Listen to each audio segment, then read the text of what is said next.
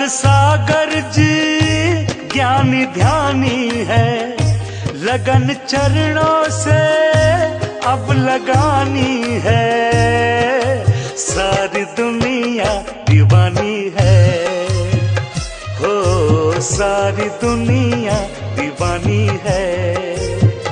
गुरु की वाणी सबने मानी है, ये ही सच्ची है, ये सुहानी है। सारी दुनिया दीवानी है, सारी दुनिया दीवानी है।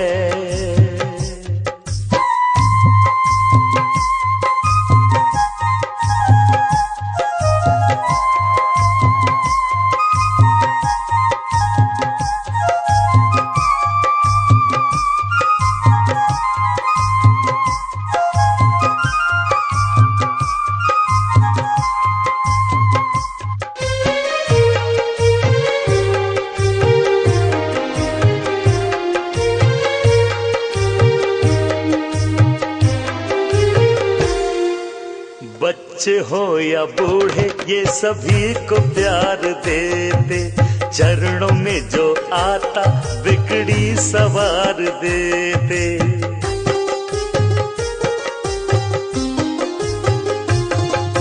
मुरझाए चेहरों को ये खिला रहे हैं, मुक्ति पथ पे भव्यों को ये चला रहे हैं। धूल चरणों की सर चढ़ानी है, दर पे किस्मत ये आजमानी है। सारी दुनिया दीवानी है, हो सारी दुनिया दीवानी है।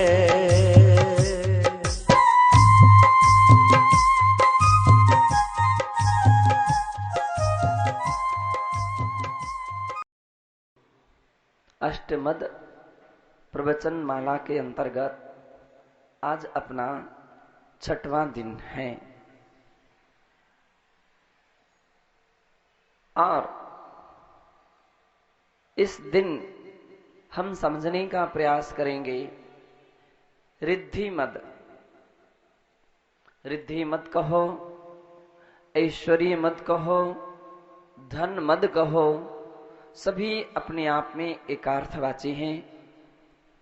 पूज्य आचार्य श्री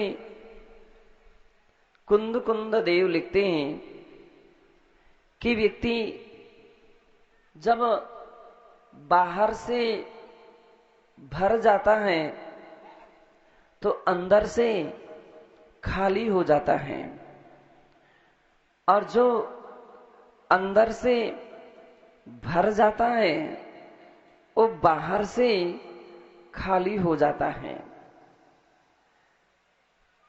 जब हम किसी निर्ग्रंथ मुनिराज के लिए देखते हैं, एक दिगंबर मुनिराज के लिए देखते हैं, तो ऐसा लगता है कि इनके पास कुछ नहीं है।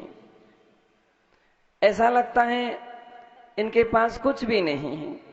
और सत्य है कि उनके पास क्या है, क्या है? केवल दिखने में तो पीछे कमंडल अधिक से अधिक शास्त्र हैं और इसके अलावा कुछ नहीं है। लेकिन सत्य ये है, जब हम दूसरी दृष्टि से देखते हैं तो इनके पास क्या नहीं है ऐसा नजर आता है। वहां वस्तु, वहां उपलब्धि उनके पास होती है जो आम जगत के लिए नहीं हो पाती हैं। वहां आत्मा के गुण, रत्नत्रय रूपी निधि उनके पास हुआ करती हैं, जिसके लिए पूज्य आचार्य भगवान कहते हैं स्वर्ग के देवता भी जिसे तरसते हैं, वहां आत्मा की वास्तविक निधि उनके पास होती है। और जिनके पास आत्मा की निधि हो, वह निधि तो बाहर की निधि उसके 1% भी बराबरी नहीं कर पाती है। बाहर की वस्तुओं का मूल्यांकन किया जा सकता है।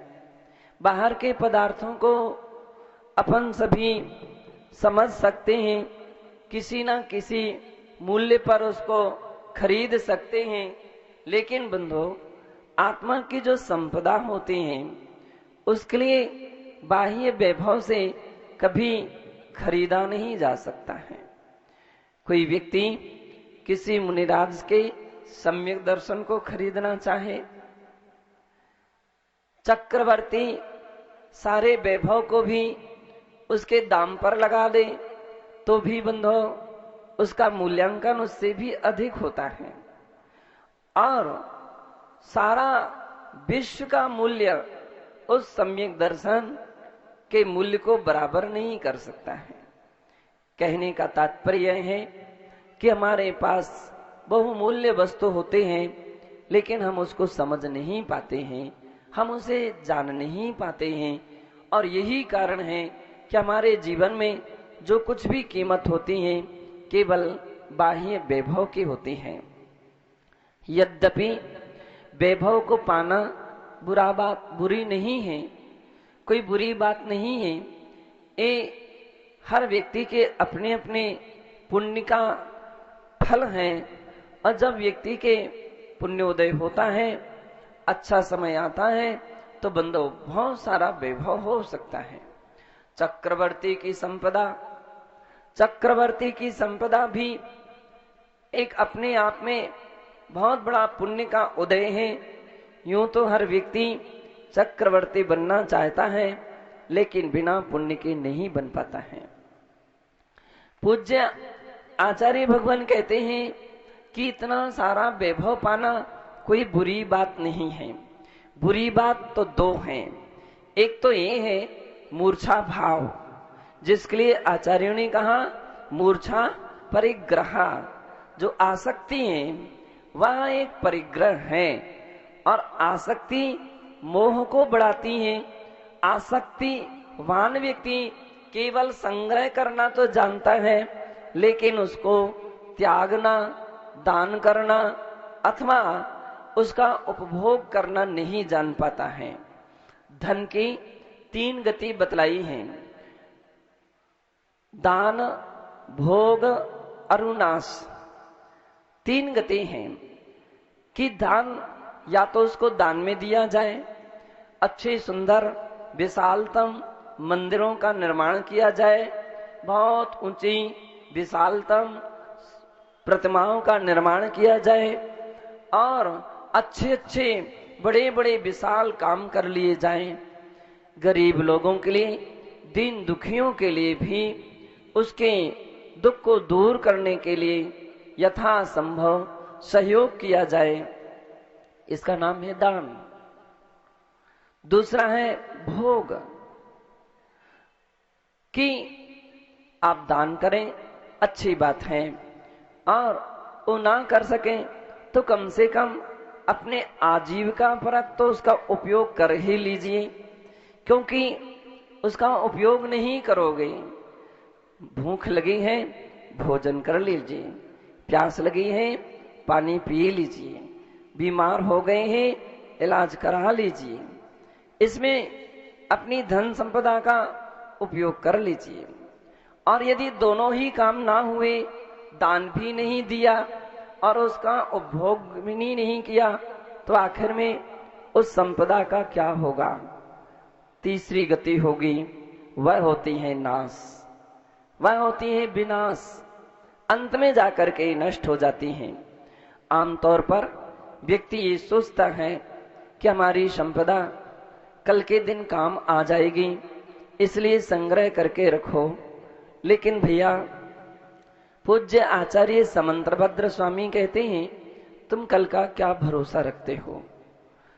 कल का क्या पता है, क्या रहे अथवा ना रहे। लक्ष्मी जो होती है, लक्ष्मी की फोटो आपने कभी देखी होगी, देखी ना, कैसी होती हैं बतलाओ? लक्ष्मी बैठी हुई होती है कि खड़ी हुई? नहीं, लक्ष्मी को बैठा हुआ बना दिया गया है। सत्य है, लक्ष्मी बैठी हुई नहीं होती है, लक्ष्मी कैसी होती है? खड़ी होती है, खड़ी हुई होती है। और उसकी जो पुरानी फोटोएं जहां जहां कहीं देखी जाती हैं, केवल खड़ी हुई फोटोएं देखी जाती हैं। खड़ी हुई इसलिए होती हैं कि जो खड़ा हुआ है उसको 2 कदम आगे बढ़ने में देरी नहीं लगती है, लेकिन जो बैठा हुआ है उसको तो एक बार उठना पड़ेगा, खड़ा होना पड़ेगा और फिर कदम आगे बढ़ाएंगे तो कुछ देरी लग सकती है। लेकिन जो खड़ा ही है उसको पैर बढ़ाने में जरा भी देरी नहीं लगती। बंधो, लक्ष्मी व्यक्ति के पुण्योदय से प्राप्त होती है और पुण्य की एक सीमा होती है, पुण्य का एक समय होता है, एक उसका काल होता है, एक अवसर होता है।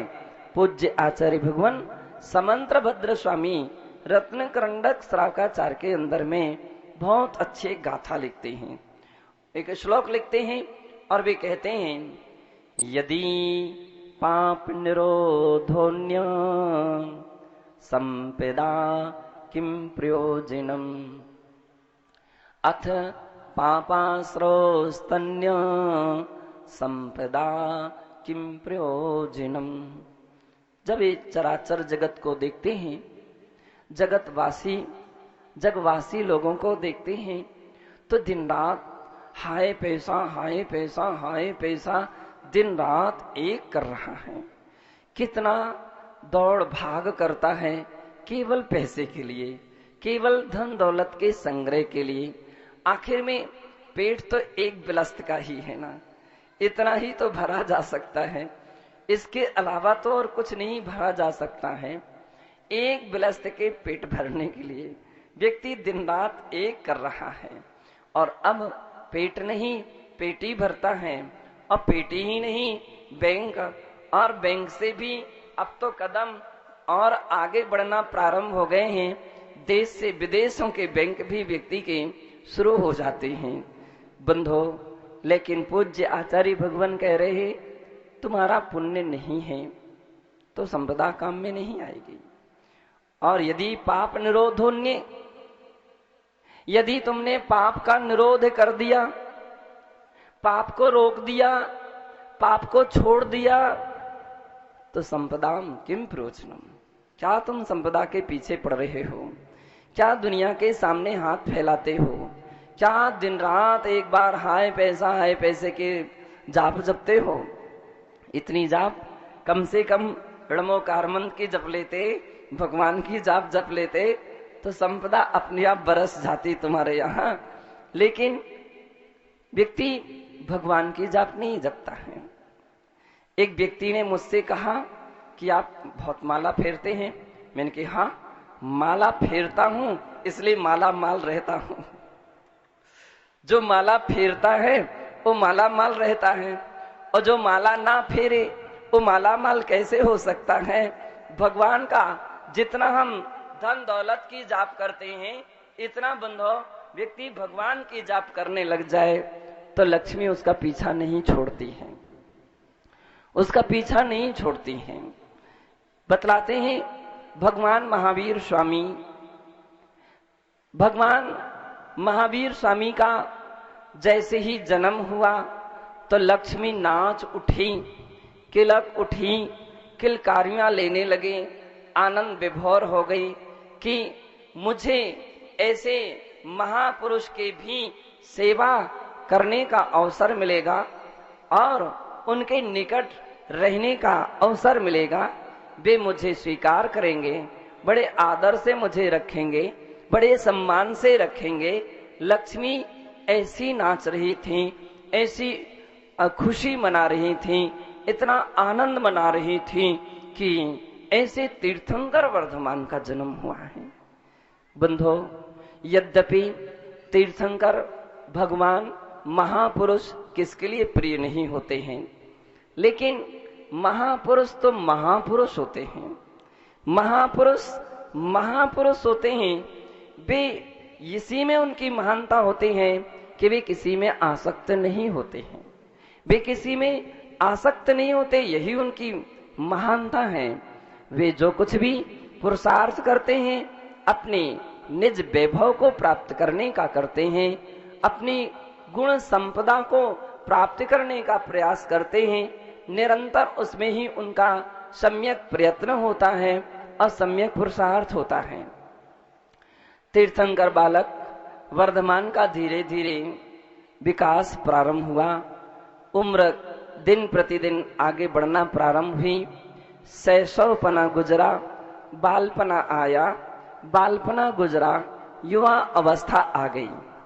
अब तो लक्ष्मी बिल्कुल बहुत आनंदित इसलिए अधिक हो गई कि अब तो मेरा ही समय आएगा, वर्धमान मुझे अंगीकार करेंगे, यानी राज्य को स्वीकार करेंगे, धन दौलत को, धन संपदा को स्वीकार करेंगे।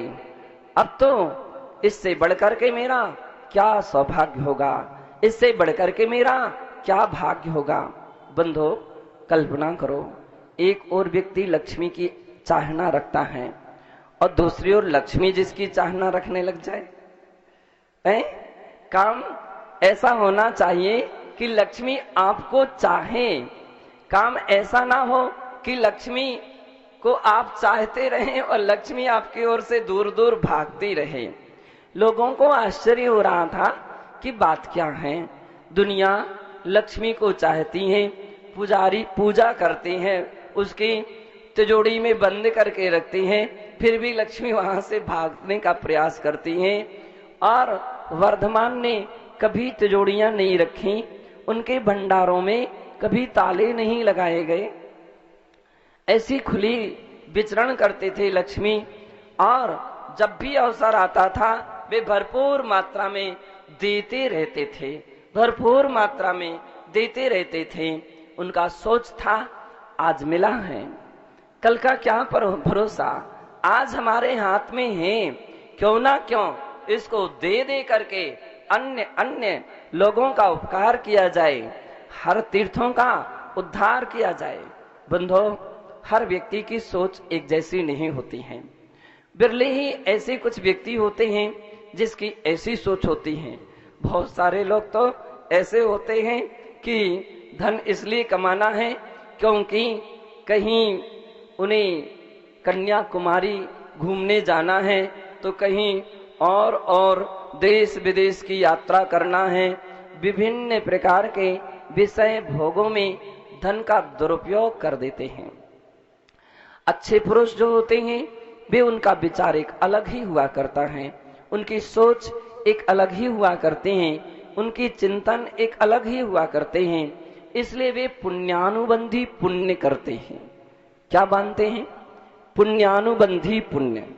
पुण्यानुबंधी पुण्य का अर्थ होता है पुण्य के उदय से पाई है और पुण्य कार्यों में लगा दिया है, तो क्या हुआ, उससे कई गुणी मात्रा में वह संपदा और अपना रूप धारण करके उसके सन्मुख आ जाती है।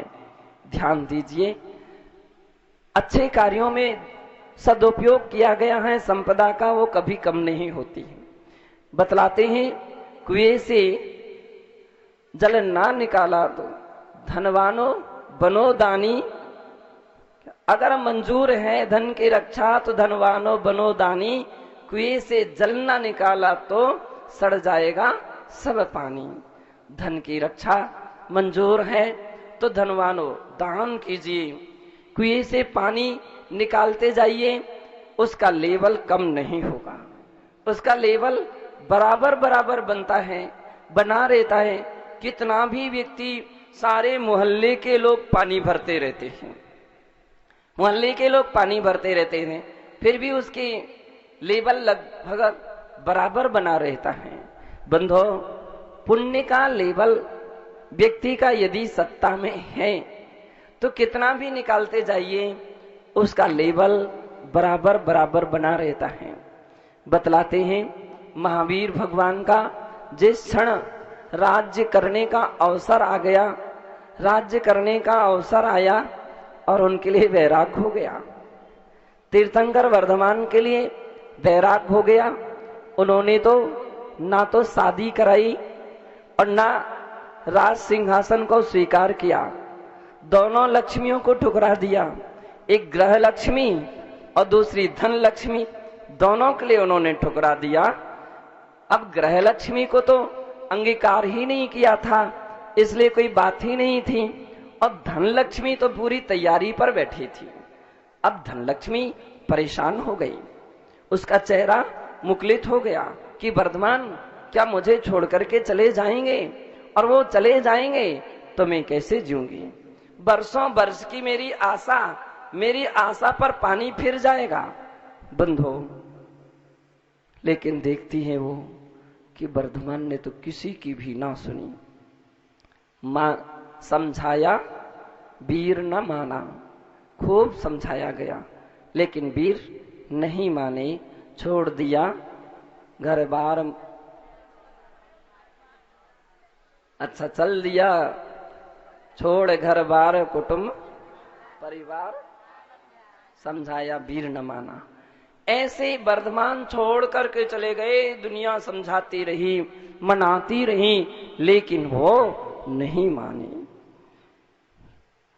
लक्ष्मी विचार करती हैं, अब क्या करूं, अब क्या तरीका है। एक तरीका मेरे पास है। क्या? जब इनका आहार होगा तो मैं पंचाश्चर्यों की वर्षा में रत्नों की वर्षा करूंगी, स्वर्ण आदि की वर्षा करूंगी। और ऐसा सोच करके वह पहुंच गई। तब जबकि वर्धमान का आहार चल रहा था, आहार हुआ और लक्ष्मी भरपूर मात्रा में वहां बरस गई। अब तो बहुत प्रसन्न थी, एक अवसर तो मुझे मिल गया। लेकिन बंधु, वर्धमान ने आगे उपवास धारण कर लिया। बतलाते हैं इतनी गहरी तपस्या में उतर गए कि वे तो योग निरोध, उनका छपक श्रेणी पर आरोहण होने लगा। मोहनी कर्म का क्षय और घातिया शेष 3 कर्मों का भी क्षय होते ही केवल ज्ञान हो गया। लक्ष्मी तो केवल आंसू नहीं बहे उसके, केवल आंसू ना बहे, बाकी तो रो पड़ी थे वो कि अब तो आहार ही नहीं होगा तो मैं वर्षा क्या करूंगी। लेकिन उसने फिर सोच लिया, अरे इससे बड़ा अवसर मुझे मिलने वाला है, और वह समशरण के रूप में मैं तो पूरी ताकत लगा दूंगी, सारी शक्ति भर उनकी सेवा करूंगी, अखंड रूप में सेवा करूंगी। और समशरण के रूप में लक्ष्मी तैयार हो गई बंधो। लेकिन एक समय ऐसा आ गया कि वर्धमान तीर्थंकर ने योग निरोध किया।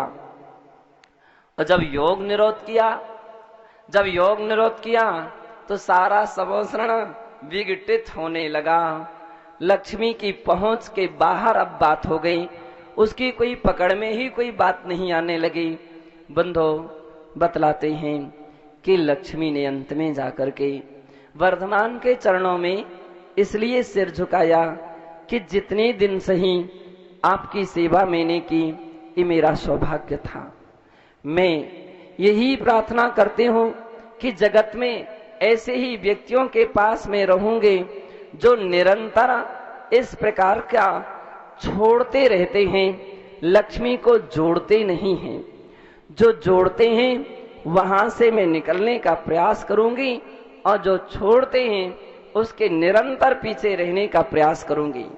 लक्ष्मी ने कहा कि जो धर्म ध्यान में समय व्यतीत करते हैं उसके साथ रहूंगी, और जो केवल कर्मों में अपना समय व्यतीत करते हैं, पाप कर्मों में समय व्यतीत करते हैं, मैं वहां से चलायमान रहूंगी, वहां कभी नहीं टिकूंगी।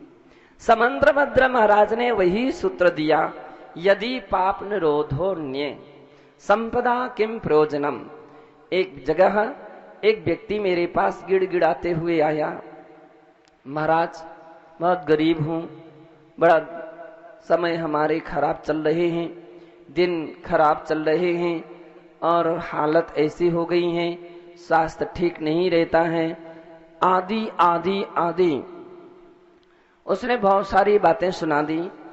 मैंने कहा, इन सब बातों के सुनाने से हमारे ऊपर क्या असर पड़ेगा, बतलाओ।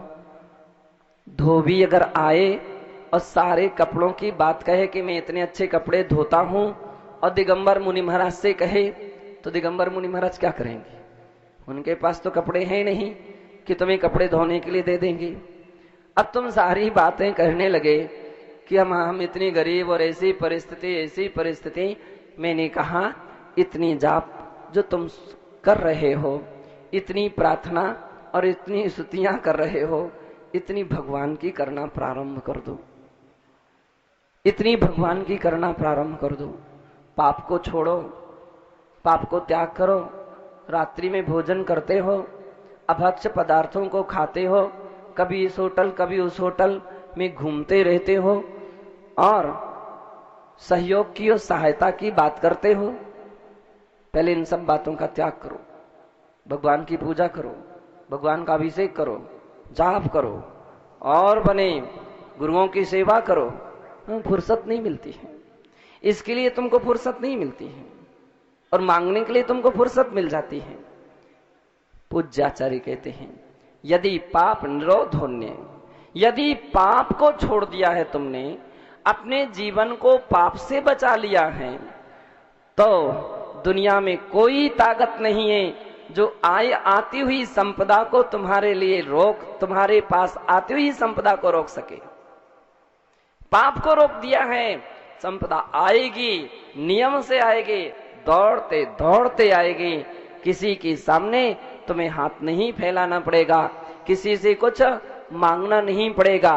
मिट्टी उठाओगे तो तुम्हारे हाथ की वह मिट्टी क्या बन जाएगी? सोना बन जाएगी। जिस दिशा में कदम रखोगे, हर कदम आपके सफल होंगे और सफलता से भरे होंगे। कभी आपको निराश नहीं होना पड़ेगा। निराश वे होते हैं जिनके जीवन में अथ पापाश्रव स्तन्य, कह रहे हैं जिनके जीवन में पापाश्रव का अनवरत बाढ़ आ रही है, पूर आ रहा है, बेग पर बेग चले आ रहे हैं। जब देखो तब पापकारी में व्यक्ति का जीवन व्यतीत हो रहा है। बंधु, संसार में बड़े विचित्र लोग होते हैं।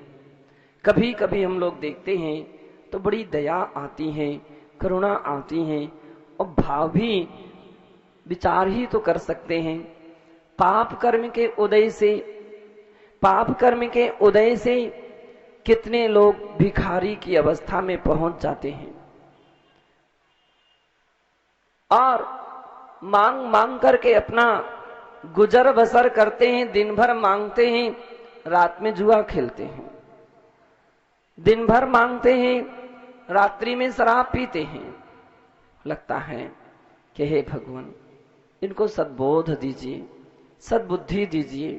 पाप कर्म के उदय से तो एक ऐसी अवस्था उनको प्राप्त हुई, और फिर भी पाप कमा रहे हैं, फिर भी पाप कमा रहे हैं। तो इनका भविष्य क्या होगा? भविष्य इनका क्या होगा? आने वाला समय क्या होगा? क्या लक्ष्मी इनके पास आ सकेगी? क्या नहीं आ सकेगी। बहुत सारे लोग जब कभी आते हैं और बात करते हैं कि हम लोग महाराज कुछ तो दया कर दीजिए, कुछ तो आशीर्वाद दे दीजिए, हम क्या करें, नौकरी नहीं लग रही, कहीं हमको सर्विस नहीं मिल रही। जिस दिशा में, जिस कार्य में हम हाथ डालते हैं उसी में घाटा लग जाता है, उसी में हमको कष्ट आ जाते हैं, परेशानी आ जाती है, असफल रहते हैं, सफलता नहीं मिल पाती है। बंधु, पूज्य आचार्य कहते हैं यही तो सूत्र है कि आप पाप को छोड़ो, बुरे कार्यों को छोड़ो, बुरी आदतों को छोड़ो, बुरे संस्कारों को छोड़ो, कुछ अपने मन को बदलो और धर्म के कार्यों में लगाओ। लक्ष्मी तुम्हारे पीछे दौड़ेगी, दौड़ेगी। यदि पाप निरोधोन्य संपदा किम प्रयोजनम, आचार्य कहते हैं पाप को छोड़ दिया है तो संपदा का क्या प्रयोजन? जहां बैठोगे वहां संपदा तुम्हारे लिए खड़ी रहेगी। जंगल में भी मंगल होगा, झोपड़ी भी महल जैसी होगी, सब कुछ मंगल ही मंगल होगा, क्योंकि पाप को छोड़ दिया है। लक्ष्मी तो तुम्हारे पीछे ऐसे ऐसे दौड़ते दौड़ते जाएगी जैसे छाया को पीट करके आप दौड़ते हैं तो छाया तुम्हारे पीछे पीछे दौड़ती दौड़ती चली जाती है। और यदि छाया की ओर मुख करके दौड़ोगे तो क्या है, लक्ष्मी सदैव कहते हैं कि मेरे से प्रार्थना करने, मेरी प्रार्थना करने से मैं प्रसन्न नहीं, तू तो भगवान की प्रार्थना कर।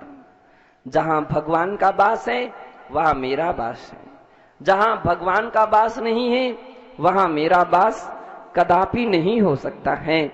बंधो, चूंकि मुझे आज तो इतना ही कहना था कि संपदा पाना भी कोई बुरी बात नहीं है, ये अपने अपने भाग्य और सौभाग्य की बात है। मूर्छा नहीं होना चाहिए, एक सूत्र है, और दूसरा सूत्र है कि उसके प्रति अभिमान नहीं होना चाहिए। मूर्छा भाव यानी आसक्ति भाव। यदि धन में आसक्ति रखोगे तो धर्म को भूल जाओगे, धन में आसक्ति रखोगे तो धन को भूल जाओगे। एक कहानी सुनाते हैं। एक गरीब व्यक्ति था, बहुत गरीब था, रोज चना जानते हैं, चना के लिए बेचता था उबाल करके, रोज फेरी लगाता। अब बाजार में रोज 4 किलो चने बेच लेता था। 4 किलो चने बेचने में उसके लिए 4 आना बचते थे और उससे उसका प्रतिदिन का गुजर बसर चल जाता था, खर्चा निकल आता था। एक दिन लेकिन इतना गरीब होने पर भी धार्मिक था, वो मंदिर जाता था, पूजा करता था, अभिषेक करता था, आदि आदि। बंधो, ये मेरा विश्वास है, सच्चे मन का धार्मिक होना चाहिए, केवल बाहर का दिखावा वाला नहीं। आंतरिक धार्मिक जो होता है उसके दिन बदलने में देरी नहीं लगती है।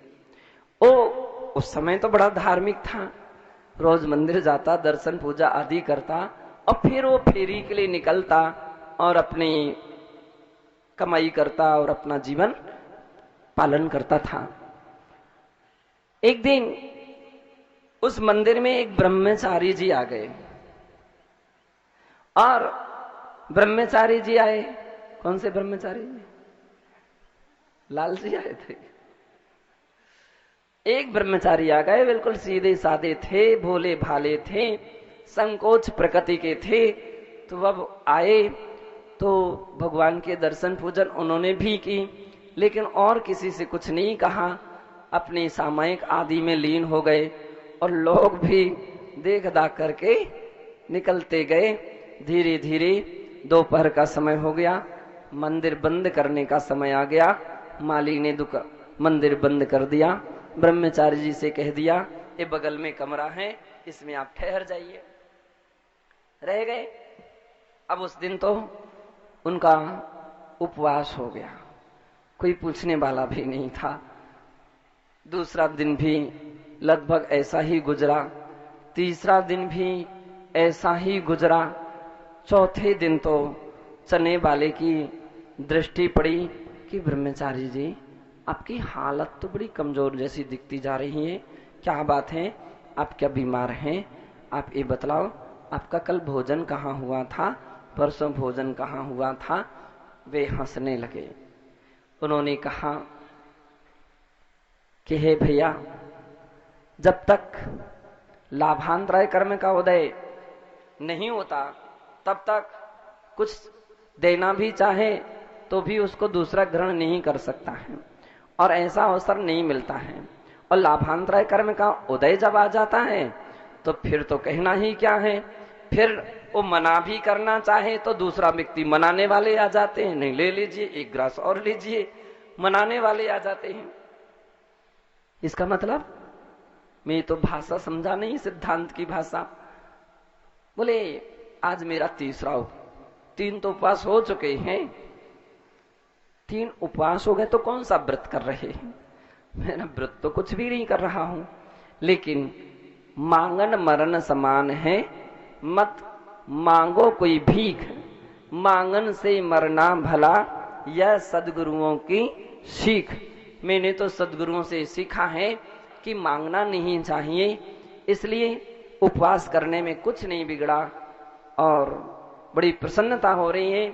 इस अवसर पर, इस प्रकार की परिस्थिति में यदि इतनी भी तपस्या मेरी होती गई तो मैं अपना सौभाग्य मान रहा हूं। बंधो, वो बेचारा गरीब समझ गया कि किसी ने इनको आमंत्रण नहीं किया। उसके मन में आया कि क्यों ना क्यों मैं इनके लिए आमंत्रण कर दूं, प्रार्थना करूं।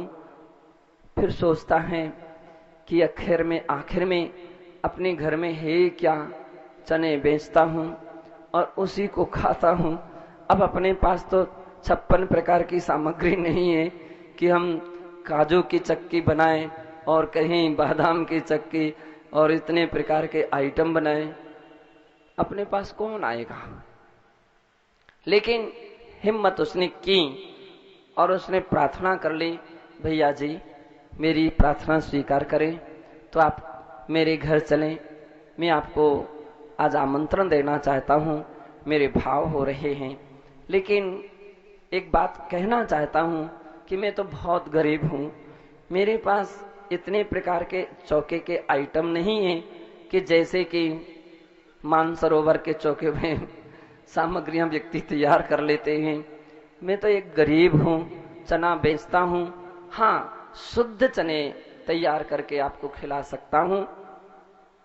ब्रह्मचारी जी ने कहा, साधुओं की वृत्ति तो गोचरी होती है, मुनिराज गोचरी वृत्ति करते हैं, वे कभी ये नहीं देखते कि कौन व्यक्ति क्या दे रहा है।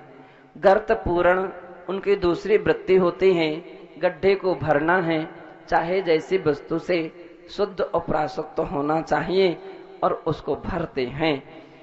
उन्हीं के पद चिन्हों पर हम चल रहे हैं, मैं भी वैसा ही अभ्यास कर रहा हूं।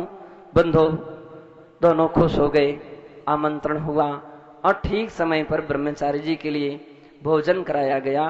भोजन करने के बाद ओ गरीब भी भोजन अपना चना बेचने के लिए निकला।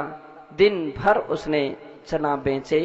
शाम के समय प्रायः हिसाब किताब हर व्यक्ति बिजनेसमैन करता है, प्रतिदिन का हिसाब किताब करता है, क्या आय हुई क्या व्यय हुआ। उसको लग रहा था चूंकि आज इनको भोजन कराया है तो कुछ कमी तो आई ही गई होगी। लेकिन देखा कि उसने कि हमारे 4 आने बराबर आ गए हैं। बड़ी खुशी हुई उसको कि अच्छा काम हुआ, कमाई की कमाई भी पूरी हो गई और एक कम से कम भोजन भी करा दिया तो कुछ ना कुछ तो पुण्य मिला ही है। बड़ा प्रसन्न हो गया। दूसरे दिन के लिए उसने फिर निमंत्रण दे दिया। दूसरे दिन फिर ब्रह्मचारी जी के आहार हुए। अब ऐसा करते करते काफी दिन निकलते गए और खुशी की बातें रही। ब्रह्मचारी जी ने कभी कुछ नहीं कहा कि आपके यहाँ एक ही आइटम कब तक खाते रहें या अमुक ऐसा वैसा, कुछ भी नहीं कहा। वो भी अपने धर्म साधना में संलग्न रहते थे, धर्म साधना में संलग्न रहते थे, निर्लोभी प्रकृति के थे, साधना के साधक थे और भगवान के भक्त थे।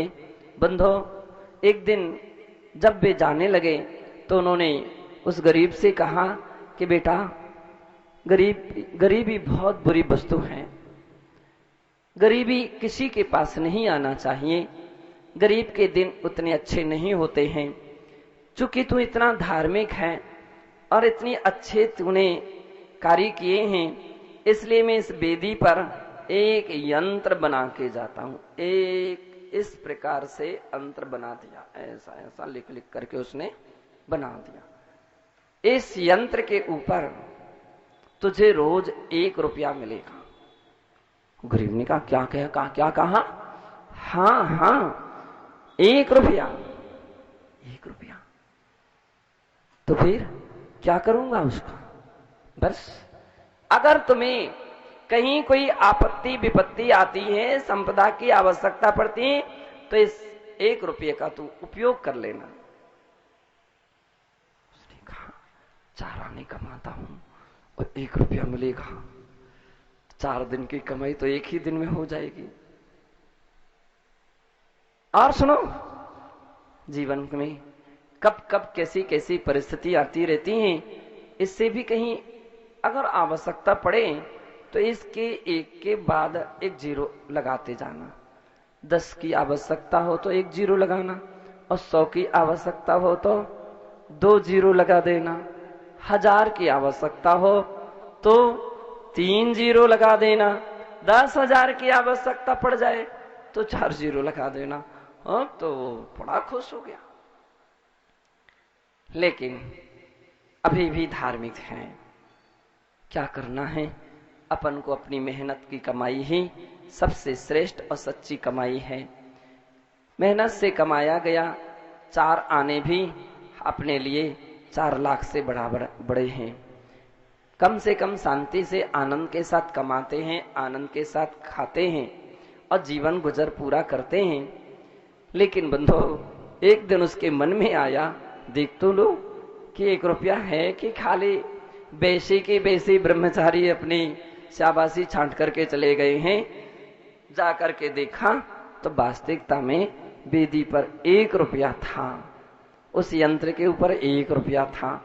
उनके मन में आया, इसको लेकर के देखता हूं, कल दूसरे दिन फिर से आता है कि नहीं आता। दूसरे दिन देखा सो उस पर फिर 1 रुपया था। बड़ी खुश हुए, वो भी ले लिया उन्होंने। उनको याद था कि वो ये भी बोल गए, आवश्यकता पड़े तो 1-1 जीरो और लगाते जाना। अब तो क्या हुआ, 1 जीरो उन्होंने लगा दिया, दूसरे दिन 10 रुपया मिले, तीसरे दिन उन्होंने 1 और जीरो लगा दिया, तो कितने हो गए, 100 हो गए। फिर 1-1 जीरो, लाख तक पहुंचे। अब जो 4 आने कमाने वाले को लाख रुपया प्रतिदिन मिलने लग जाए तो फिर आदिनाथ भवन जैसे तो कितने भवन बना लिए उसने। बहुत बड़े भवन ही नहीं, महल बन गए। और दुकान अब सामान्य दुकान नहीं, वो तो पूरा का पूरा मार्केट का पूरा होलसेलर हो गया। इतना होलसेल में सामग्रियां बिकने लगी, थोक विक्रेता हो गया। अब तो उसके लिए चना बेचने वाला कहना लोगों को भी शर्मिंदित लगता था, और उसके लिए तो कहते थे, हाँ भाई साहब हो गए। और भाई साहब से सेठ जी हो गए।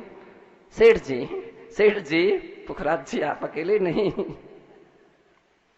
अब वो सेठ जी सारे लोग बड़े आदर देते, बड़ा सम्मान करते, और सेठ जी के लिए हर कार्यों में बुलाया जाता था। आज अमुक पार्टी है, आज अमुक उद्घाटन है, आज हमारे यहाँ शादी है, आज अपने यहाँ अमुक कार्यक्रम है। किसी ना किसी कार्यक्रम में उन सेठ जी के लिए रोज बुलाया जाता है। और फिर दूसरी बात, इतने कारोबार बढ़ गए कि उन कारोबार को केवल देखते देखते भी उनको समय नहीं मिलता था। रोज कभी इस फैक्ट्री, कभी उस फैक्ट्री, कभी इस ऑफिस, कभी उस ऑफिस, और उसी में उनका पूरा समय व्यतीत हो जाता था। अब तो समस्या ये खड़ी हो गई कि भगवान के अभिषेक भी गया, पूजा भी गई, और भगवान के दर्शन भी चले गए, दूर दर्शन हो गए, और वे देव दर्शन तो अब दूर दर्शन में परिवर्तित हो गए हैं। लोग कहते हैं भगवान के दर्शन के लिए फुर्सत नहीं मिलती है, इसलिए दूरदर्शन जरूर देख लेते हैं। दूरदर्शन के लिए फुर्सत है तो देव भी तुमसे दूर हो जाएंगे, और इतने दूर हो जाएंगे कि फिर तुमको पुकारना कठिन हो जाएगा, तुम्हारी आवाज भी वहां तक नहीं पहुंच पाएगी। ओ गरीब तो एक ऐसी स्थिति पर, उन्हें गरीब तो नहीं, वो सेठ था, ऐसी स्थिति पर आ गया। योगायोग वे ही ब्रह्मचारी घूमते घामते उसी स्थान पर आ गए। अब तो वो वेदी ही पूरी लौक रहती थी। सारी समाज से उसने निर्णय ले लिया था कि आप जो कहो वो देंगे, लेकिन इस वेदी में केवल मैं ही और मेरा आदमी ही जाएगा और कोई नहीं जाएगा। अब समाज वाले तो समाज वाले होते हैं, अच्छी बात है, देते जाओ, मंदिर की वृद्धि होती जाएगी, ठीक है, वो आपके लिए वेदी सुरक्षित रखी गई है। जब वो ब्रह्मचारी जी आए तो उनके वो भी फिर दिन बराबर शुरू हो गए।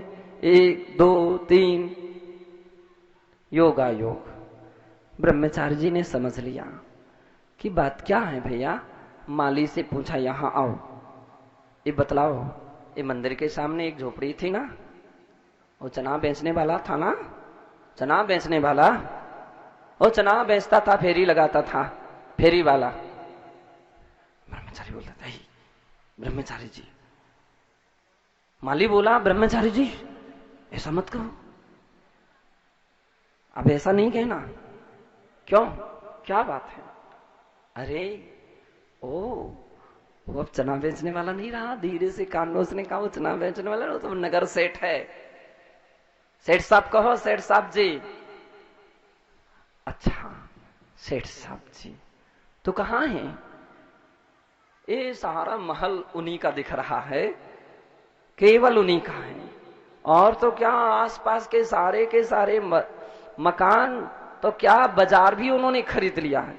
अरे बाजार भी खरीद लिया है? अच्छा अच्छा अच्छा, तो फिर ये बतलाओ वो कब आते हैं? कब आते हैं? कभी खाली बैठे हैं क्या कि आते रहेंगे? वे तो नहीं आते हैं, उनका आदमी जरूर आता है, और पता नहीं थैला में क्या भर के ले जाता है यहां से। अच्छा अच्छा, तो मुझे दर्शन करा सकोगे? हाँ हाँ, आप त्यागी व्रती हैं, इसलिए आपको दर्शन कराने में कोई रोक टोक नहीं है, और लोगों के लिए तो नहीं जाने देते हैं वहां पर, आप जा सकते हैं। ब्रह्मचारी जी ने अंदर जाकर के देखा, 1 लाख। समझ गए, अर्थस्योपार्जने दुखम अर्जितस्य च रक्षणे आये दुखम व्यये दुखम धिग अर्थम किम प्रयोजनम। धन को कमाने में दुख होता है ना सेठ जी, सोनी जी, राजन जी? पसीना बहाना पड़ता है, पूरा सिर से पैर तक पसीना बहाना पड़ता है। अर्थस्योपार्जने, अर्थ के उपार्जन करने में दुख होता है। अर्जितस्य च रक्षणे, और जो कमा लिया है उसकी रक्षा करना बड़ा कठिन है। लोगों को, बड़े बड़े लोगों को नींद नहीं आती, चूहा भी निकले कहीं घर से, अरे कौन आ गया है, दरवाजे से कोई आवाज आई, जल्दी नींद खुल जाती है, कोई नहीं आया है, चूहा निकला है। अर्जितस्य च रक्षणे, रोज रोज सुन रहे हैं, जेब संभाल करके रखिए, कपड़े जहां बदले जाते हैं वहां पर कपड़े में से जो कुछ है वो निकाल करके किसी जिम्मेदार व्यक्ति के यहाँ और यहाँ के ऑफिस में जमा कर दीजिए।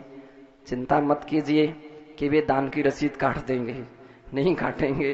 जब तक तुम नहीं कहोगे नहीं काटेंगे, वो तुम्हारे वापस पैसे दे देंगे बाद में, कम से कम सुरक्षित रहेगी। नहीं तो वहां किसी की दृष्टि और हाथ पड़ सकता है और फिर कर कमाल हो सकता है। किसी के मोबाइल और किसी के पर्स बहुत जल्दी जादू हो जाता है, तो इसलिए काम संभाल करके रखिए। बंधो, ब्रह्मचारी जी ने देखा, अर्जितस्य रक्षणे आये दुखम, आती है लक्ष्मी तो दुख दे करके आती, बड़ा परिश्रम करना पड़ता है, और जाती है तो व्यक्ति हाथ मलता रहता है कि अरे वो सब चली गई। आये दुखम व्यये दुखम धिग अर्थम किम प्रयोजनम। कभी कहता ऐसे अर्थ के लिए धिक्कार हो, इससे क्या प्रयोजन है, क्या प्रयोजन है। और बंधो, ब्रह्मचारी जी ने देखा कि इसका मतलब कि मैंने बड़ा अच्छा नहीं किया कि यंत्र इसको बतला के गया। नहीं बतलाता तो कम से कम अभिषेक पूजन तो करता रहता, अब बतला के गया तो ये सब बंद हो गया। ब्रह्मचारी जी ने रोज मंदिर दर्शन करें और एक बिंदी मिटा दें। तो वहां सेठ जी के पास समाचार आए कि आज अमुक फैक्ट्री में आग लग गई है, सब माल राख हो गया। दूसरे दिन फिर एक उन्होंने बिंदी मिटा दी। अमुक मिल लूट ली गई है और वहां डकैत लोग एक भी कुछ सामग्री नहीं छोड़ गए। तीसरे दिन फिर एक बिंदी मिटाई उन्होंने। समाचार आया कि घर की कुड़की होने वाली है। कुड़की यानी जो लीलामी होने वाली है, क्योंकि कोई कागजात नहीं है, इसकी लीलामी होने वाली है। बंधु, उन्होंने एक दिन और एक बिंदी मिटा दी। पहले मिटाई थी तो सेल टैक्स वगैरह इनकम टैक्स वाले आए और उसके ऊपर छापा पड़ गया, सब कुछ ले गए। और अब अंत में जब एक बिंदी रह गई थी वह भी मिटाई तो मकान की भी कुड़की हो गई, लीलामी हो गई। और सेठ जी फिर जैसे थे वैसे के वैसे ही हो गए। यथा तथा भवः, ऐसी स्थिति पर आ गए। अब सेठ जी सोचते अब क्या करूं, ना नींद और ना भूख, ना प्यास, ना कोई परिवार दिख रहा, ना कोई कुटुंब, ना कोई सगे, ना कोई साथी, ना रिश्तेदार और ना कोई व्यापारी, कोई भी नहीं दिख रहा। सब तभी तक होते हैं जब तक कि व्यक्ति के हाथ में दाम होती हैं तब सब सगे रहते हैं। बंदो, हाथ खाली हो जाने पर सब खाली हो जाता, कोई किसी का नहीं रहता है। बाप बड़ा ना भैया, सबसे बड़ा केवल रुपया सबसे बड़ा होता है। और रुपया चला गया तो कहाँ के बाप, कहाँ की मतारी, कहाँ के भैया, कहाँ के बेटा, कोई किसी के नहीं रहते, सब पराये हो जाते हैं। और अब तो उसको याद आ गई कि अरे ये बात तो मैं भूल ही गया था, वहां बेदी में तो 1 लाख मिलेंगे, छोटी सी बड़ी जितनी भी दुकान तो आराम से हो जाएगी। और तुरंत जैसे ही मंदिर में प्रवेश करता है तो ब्रह्मचारी जी दरवाजे पर ही खड़े मिलते हैं। अरे हटो हटो।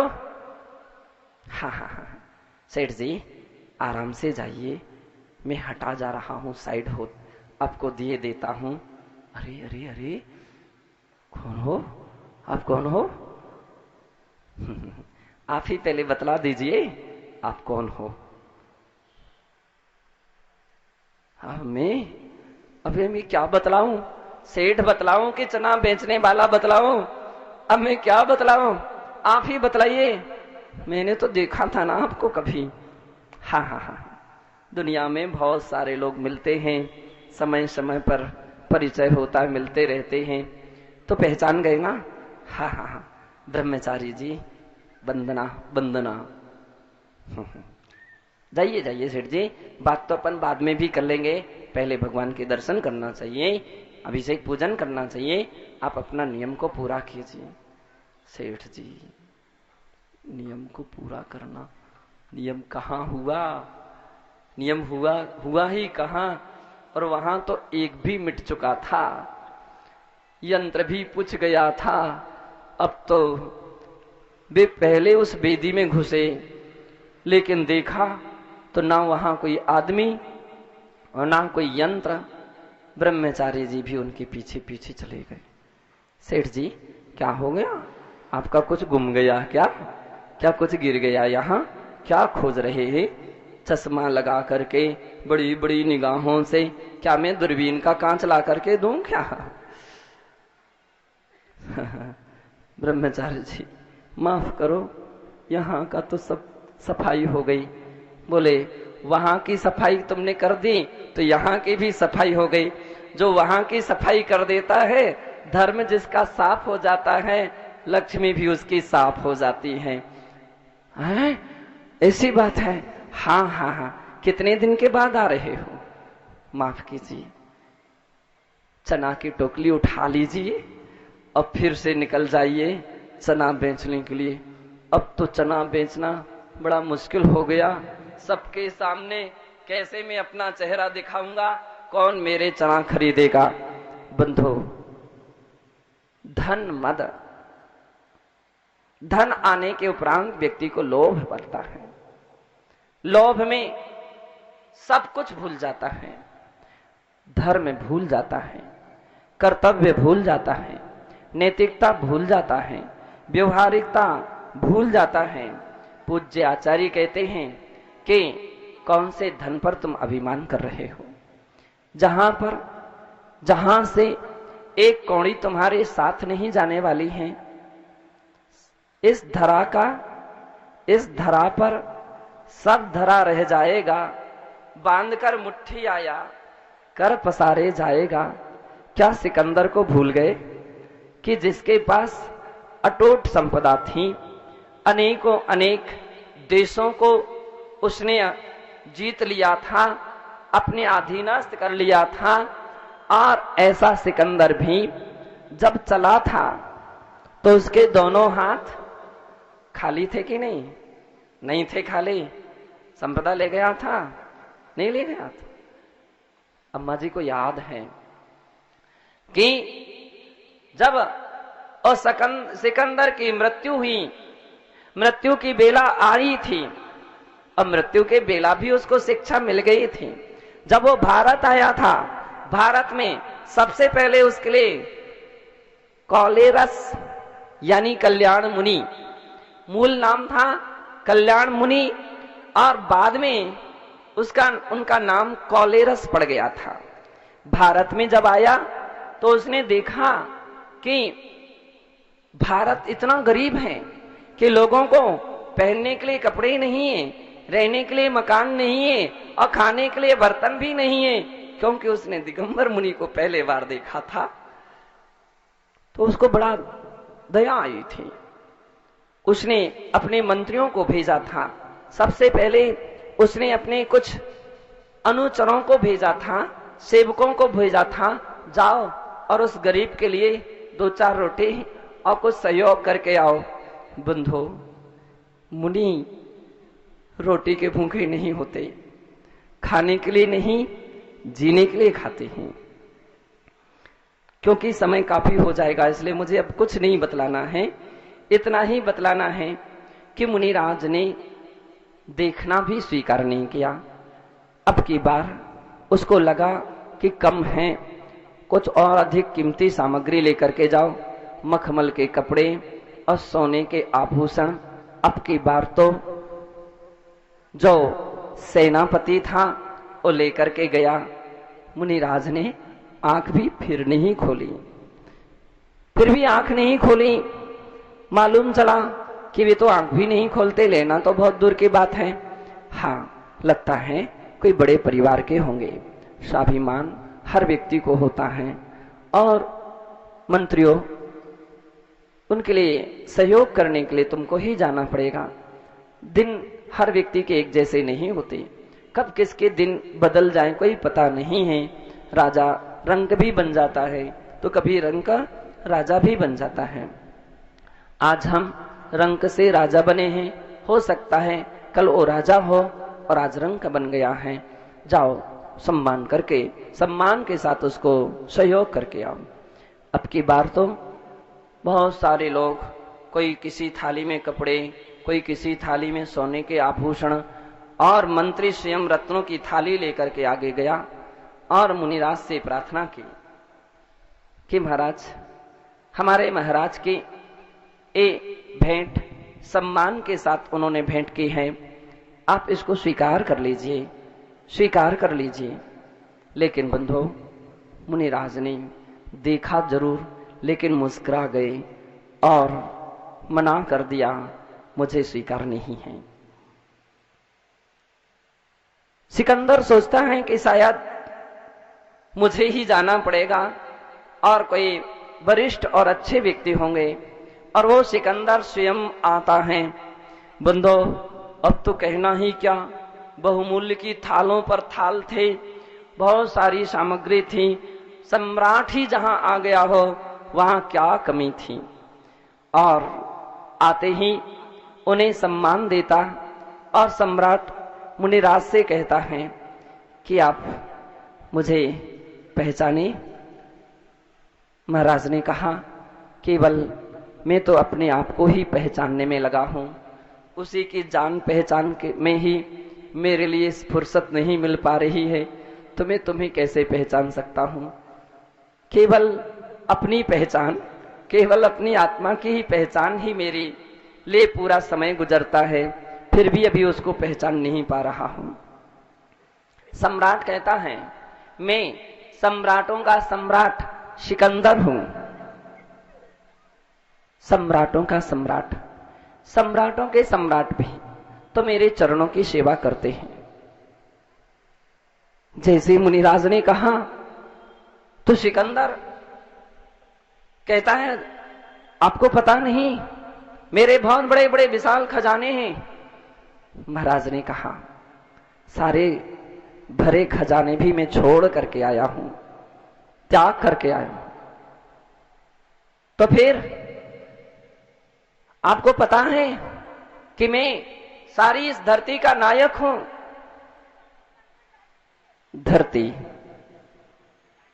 को तो हमने परिस्त्री समझ लिया है, और परिस्त्री का नायक कोई बड़ी बहादुरी नहीं है, ऐसा सोच करके उसको छोड़ दिया है। मेरे पास इतना अस्त्र बल है, शास्त्र बल है, इतनी सेना है। सम्राट सिकंदर बोलता है, और मुनिराज बोलते हैं, मेरा कोई शत्रु ही नहीं है, इसलिए मुझे एक भी अस्त्र, शस्त्र और सैनिक की कोई आवश्यकता नहीं। मेरे अमूल्य रत्नों के लिए आज तक देश का कोई भी व्यक्ति खरीद नहीं पाया है। तुम्हारे रत्न खरीदे भी जा सकते हैं और बेचे भी जा सकते हैं, लेकिन हे राजन, मेरे अमूल्य रत्नों को तो ना वो खरीदे जा सकते हैं, ना बेचे जा सकते हैं। विश्व की सारी संपदा भी उसकी कीमत अदा नहीं कर सकती है। बंधु, अब की बार सम्राट सिकंदर के पास कोई भी शब्द नहीं था। उसने फिर कहा, मेरा इतना विशाल परिवार। उन्होंने कहा, मुनिराज ने, तुम्हारा परिवार बहुत छोटा है। हे राजन, वसुधैव कुटुंबकम, मेरा तो सारी पृथ्वी ही कुटुंब है। सारी पृथ्वी के लोग ही मेरे कुटुंबी हैं, मेरे परिजन हैं, परिवार है। बंधो, शब्द सुनते ही सम्राट तो उनके चरणों में झुक गया, समझ गया कि ये कोई सामान्य व्यक्ति नहीं है, ये कोई योगी हैं, संत हैं, मुनि हैं। और उसने प्रार्थना की कि अब मैं आगे कुछ नहीं कह सकता हूं। एक ही प्रार्थना है कि मुझे आप शिष्य के रूप में स्वीकार कर लीजिए, मैं अपना सौभाग्य मानूंगा।